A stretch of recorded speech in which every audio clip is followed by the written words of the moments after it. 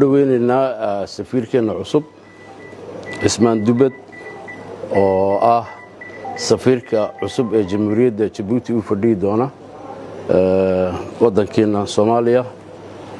Ismaan waa taariikh dheer ayuu ku leeyahay dalkan Soomaaliya, dadaal fara badan iyo juhdi fara badan oo uu soo galiyay.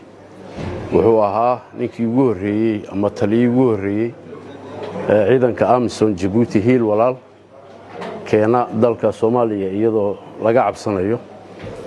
wuxuu ahaa taliyihii ay suurta gashay inuu magaalooyin badan oo shabaabku ay haysteen waqtiga ka xoreeyay sida Boole Burde oo ay gaaladu u bixiyeen mishankii aan suurtagal ahayn oo beledweyne ka baxeen ay Boole Burde ciidankiisu qabteen.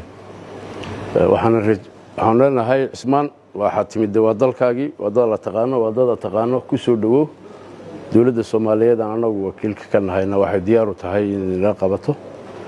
Soomaalidu waxay ku maahmaahdaa haday wax ka lumaan waxa loo dirsadaa ninaan dhalin kana dheereen.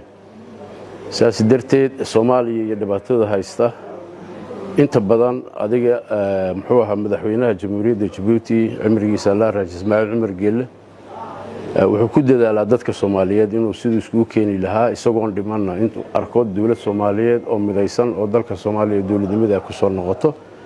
sidaas darteed safiirka uu ka fiican yahay taliyaha uga kalsooni badan yahay ayuu dalkan u soo diraa maadaama wadnihiisa ku taalo.